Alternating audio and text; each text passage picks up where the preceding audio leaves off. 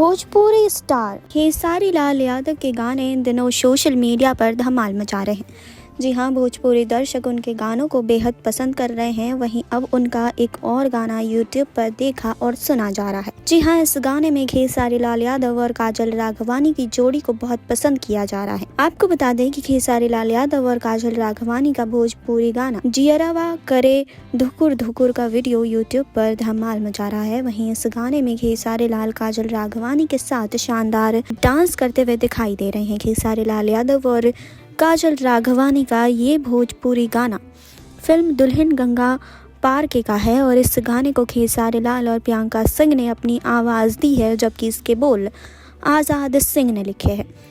जी हाँ, आपको बता दें कि खेसारी लाल यादव और काजल राघवानी की जोड़ी को काफ़ी ज़्यादा पसंद किया जाता है और फैंस लगातार ही इनके नए नए गानों की डिमांड करते रहते हैं। तो वहीं काजल राघवानी और खेसारी लाल यादव का ये गाना इंटरनेट पर तहलका मचाता हुआ दिखाई दे रहा है और लोगों को काफ़ी पसंद आ रहा है। अब तक इस गाने को लाखों व्यूज़ मिल चुके हैं और लगातार ही ये व्यूज़ बढ़ते ही जा रहे हैं। जी हाँ, तो आप भी जाइए और इस गाने को ज़रूर सुनिए और हमें कमेंट बॉक्स में बताइए कि आपको ये गाना कैसा लगा। बाकी और खबरों के लिए जुड़े रहिए हमारे साथ। नेक्स्ट 9 भोजपुरिया से सुरभि की रिपोर्ट।